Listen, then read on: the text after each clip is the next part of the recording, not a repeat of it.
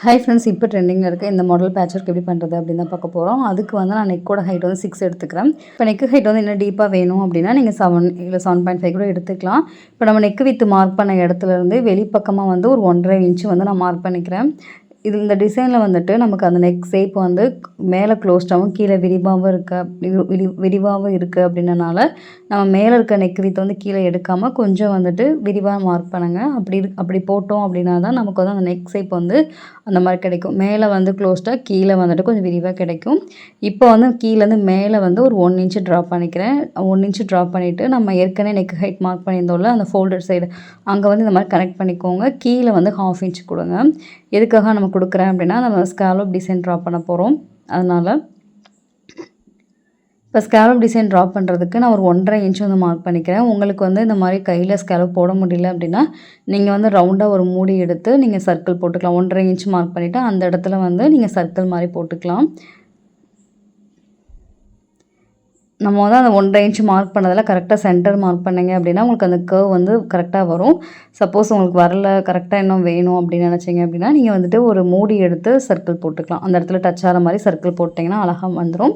இப்போ நம்ம வந்து பிரின்சஸ் கட் பண்ண போகிறோம் அப்படின்னால சைடில் இருக்க பீஸ் கட் பண்ணிவிட்டு சென்டரில் மட்டும் நம்ம இந்த எக்ஸ்ட்ரா ஒர்க் வந்து கொடுக்க போகிறோம். எக்ஸ்ட்ரா பேட்ச் ஒர்க் வந்து கொடுக்க போகிறோம். அதே மாதிரி ஸ்காலப் டிசைன் வந்து கட் பண்ண போகிறோம். அது எப்படி பண்ணுறதுன்னு வாங்க பார்க்கலாம்.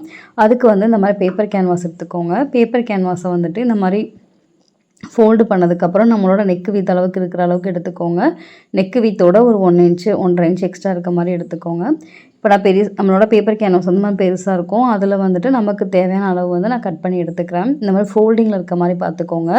இப்போ நான் ஃபோல்டு பண்ணிவிட்டு நம்ம ஏற்கனவே கட் பண்ணி வச்சுருந்தோம்ல அந்த லைனிங் துணி, இப்போ நான் கட் பண்ணுறது வந்து லைனிங் துணியை வந்துட்டு அதுக்குள்ளே வச்சுட்டு நம்ம இதில் நெக் எப்படி ட்ரா பண்ணியிருக்கோமோ அதே மாதிரி நான் இந்த பேப்பர் கேன்வாஸில் ட்ரா பண்ண போகிறேன். இது வந்து உங்களுக்கு ரொம்ப ஈஸியாக இருக்கும். பிகினரும் நீங்கள் ஈஸியாக தைக்கலாம். ரொம்ப கஷ்டமாக இருக்காது. இப்போ நம்ம கீழே வரைஞ்சிருக்கிறது இந்த பேப்பர் கேன்வாஸில் தெரியும். நான் குனிஞ்சு ட்ரா பண்ணனால என்னோட தலை வந்து கேமரா மறைச்சிக்கிச்சு அப்படின்னால கட் பண்ணிட்டேன்.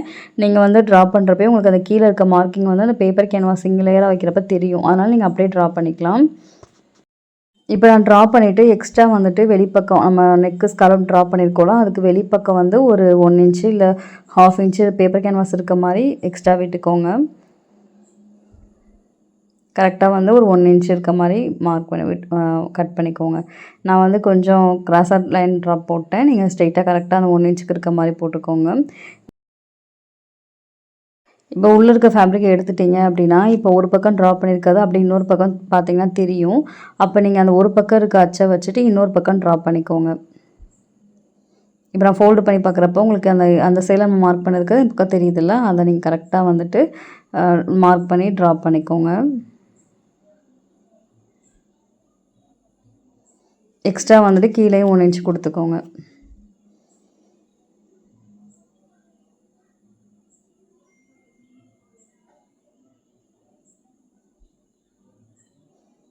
இப்போ நம்ம ஏற்கனவே லைனிங் கிளாத் கட் பண்ணி வச்சுருந்தோம்ல, அந்த லைனிங் துணியில் வந்துட்டு நம்ம இப்போ ரெடி பண்ண பேப்பர் கேன்வாஸை அப்படியே வந்து கட் பண்ணுங்கள். கட் பண்ணி அதில் வந்து நம்ம வச்சு அயன் பண்ண போகிறோம்.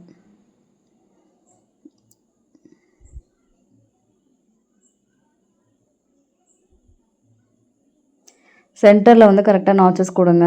நாச்சஸ் கொடுத்துட்டு அந்த நம்ம ஃபேப்ரிக்கில் லைனிங் ஃபேப்ரிக்லேயும் கரெக்டாக அந்த நாச்சஸ் வர மாதிரி கட் பண்ணி விடுங்க. கட் பண்ணிவிட்டு அதே மாதிரி கீழேயும் கரெக்டாக வரணும். நீங்கள் மேலே மட்டும் பார்க்கக்கூடாது, கீழேயும் வந்து கரெக்டாக அந்த சென்டர் வருதான்னு பார்க்கணும். அந்த மேலே நாச்சஸ் பண்ணதுக்கப்புறம் கீழே கரெக்டாக அந்த ஃபேப்ரிக் நம்ம லைனிங் ஃபேப்ரிக்கோட சென்டர் பார்ட் இருக்குல்ல கீழே, அந்த பார்ட்டும் கரெக்டாக வர மாதிரி வச்சு அயன் பண்ணி எடுத்துக்கோங்க.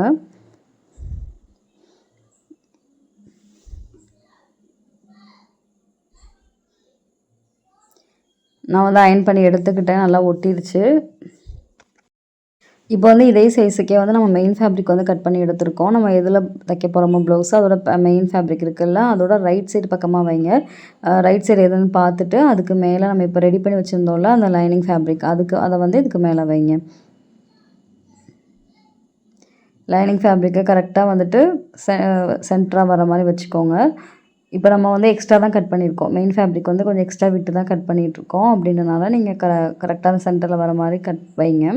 இப்போ வச்சுட்டு பின் பண்ணிக்கோங்க. பின் பண்ணிவிட்டு நம்ம நெக்கில் லைன் ட்ராப் பண்ணியிருக்கோம், ஸ்காலப் டிசைன் ட்ராப் பண்ணியிருக்கோம், அதே மாதிரி தையல் போடுங்க.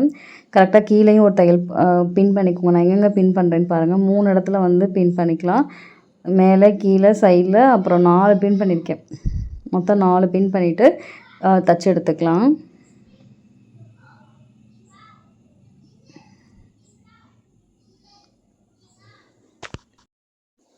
அப்புறம் மார்க் பண்ண லைனில் அப்படி கரெக்டாக நீங்கள் தையல் போடுங்க. நம்ம இப்போ நெக்கில் வந்து பேப்பர் கேன்வாஸில் வந்து நெக்கு சென்டரில் கட் பண்ணலை. இப்படி கட் பண்ணாமல் நம்ம தைக்கிறப்போ வந்து நெக்கு வந்து விரிஞ்சிட்டு போகிறது இந்த மாதிரி ப்ராப்ளம்லாம் வராது. இப்போ பிகினராக இருக்கீங்க அப்படின்னா கண்டிப்பாக நீங்கள் இந்த மெத்தட் ஃபாலோ பண்ணலாம். உங்களுக்கு தைச்சதுக்கப்புறம் வந்து ஃபினிஷிங் நீங்கள் எந்த நெக்கு வித் எடுத்தீங்களோ அதே அளவு கரெக்டாக வரும். இப்போ பேப்பர் கேன்வாஸில் நீங்கள் மார்க் பண்ணுறப்போ உங்களோட ரெடி மெஷர்மெண்ட்டோட நெக்கு வித்தும் நெக் ஹைட்டும் மார்க் பண்ணிக்கோங்க.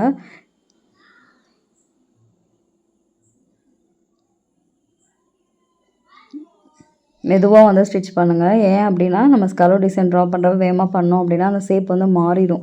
அதனால் மெதுவாக நீங்கள் 1 பை 1 தைச்சிட்டே வந்தீங்கன்னா மெதுவாக வச்சு பண்ணிங்கன்னா தான் உங்களுக்கு வந்து கரெக்டாக வரும்.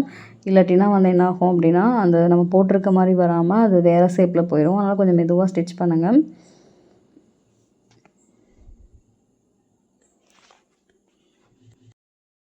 இப்போ நம்ம ஃபுல்லாக தையல் போட்டு எடுத்ததுக்கப்புறம் அந்த சென்டரில் இருக்க பேட்ச் ஒர்க் ஃபேப்ரிக் இருக்குது, அந்த பேப்பர் கேன்வாஸ் இருக்குது பார்த்தீங்களா, அந்த துணியை வந்து நம்ம கட் பண்ணி விட்டுறணும். நீங்கள் நம்ம ட்ரா பண்ணியிருக்கோம்ல அந்த பென்சிலில் ட்ரா பண்ணியிருக்கத அதை விட்டுட்டு ஒரு 1/4 இன்ச்சு மட்டும் விட்டுட்டு ரிமைனிங் இருக்க பார்ட் எல்லாத்தையும் கட் பண்ணி விட்டுருங்க. ரிமைனிங் இருக்க பார்ட்டை வந்து கட் பண்ணி விடுங்க.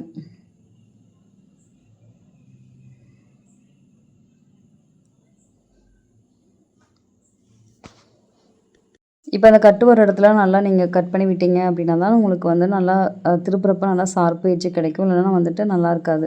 இந்த மாதிரி எங்கேயுமே வந்து அந்த கட் இருக்க இடத்துல லாஸ்ட் எண்டு வரைக்கும் கட் பண்ணி விடணும். இப்போ நான் ஃபுல்லாக கட் பண்ணதுக்கப்புறம் நம்ம வெளிப்பக்கமாக வச்சுருக்கோம். நல்ல பக்கம் சைடு தான் இந்த துணியை வச்சுருந்தோம். இதை வந்து அப்படியே வந்து உள்பக்கமாக டர்ன் பண்ண போகிறோம். இதை அப்படியே வந்துட்டு உள்பக்கமாக டர்ன் பண்ணுங்கள். இப்போ அப்படியே வெளிப்பக்கமாக வச்சுருந்தோம்ல அதை வந்து அப்படியே உள்பக்கமாக இந்த மாதிரி எடுத்து விடுறேன். ஃபிங்கர் வச்சு எடுத்து விடலாம். இல்லைன்னா நீங்கள் வந்து பென்சில் பேனா அந்த மாதிரி வச்சு நீங்கள் எடுத்து விடலாம். இந்த மாதிரி நான் ஃபுல்லாக வந்து எடுத்து விட்டுக்கிறேன். எடுத்து விட்டதுக்கப்புறம் நீங்கள் நல்லா அயன் பண்ணி எடுத்துக்கலாம். அயன் பண்ணி எடுத்துட்டிங்க அப்படின்னா உங்களுக்கு அழகாக வந்து ஷேப் கிடச்சிரும். இப்போ இந்த உங்களுக்கு பார்த்தாலே தெரியும் நம்ம போட்ட மாதிரி நெக் ஷேப் வந்து கிடச்சிருச்சு. இந்த மாதிரி பின் பண்ணிவிட்டு ராங் சைடு பக்கமாக கரெக்டாக வச்சு லைனிங் துணி அளவுக்கு வந்து எக்ஸ்ட்ரா தைச்சிட்டு எக்ஸ்ட்ரா இருக்கிறதெல்லாம் வந்து கட் பண்ணி விட்டுருங்க.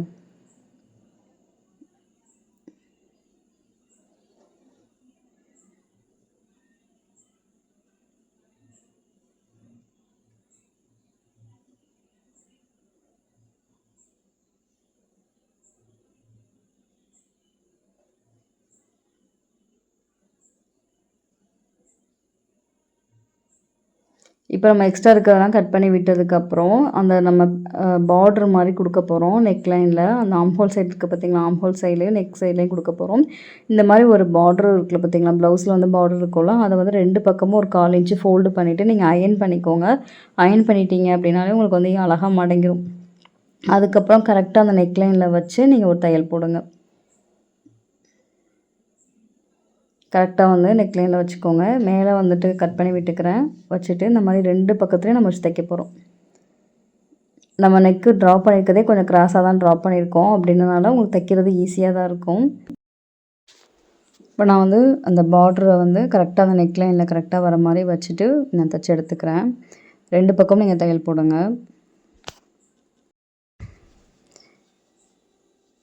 இப்போ வந்து ஃபஸ்ட்டு வந்து வெளிப்பக்கமாக தையல் போடுங்க. அதுக்கப்புறம் வந்துட்டு கீழே உள்பக்கமாக நெக்கு பக்கமாக தையல் போடுங்க. கரெக்டாக நீங்கள் வச்சு தைக்கணும்னு கட் பண்ணிட்டு தைக்கணும் அவசியம் இல்லை. தைச்சதுக்கப்புறம் எக்ஸ்ட்ரா இருக்க அந்த பார்டரை வந்து கட் பண்ணி எடுத்துக்கலாம். இப்போ இன்னொரு பக்கமும் நான் வந்துட்டு அந்த இன்னொரு எண்டு இருக்குது பார்த்தீங்களா, அதுலேயும் தையல் போட்டு எடுத்துக்கோங்க.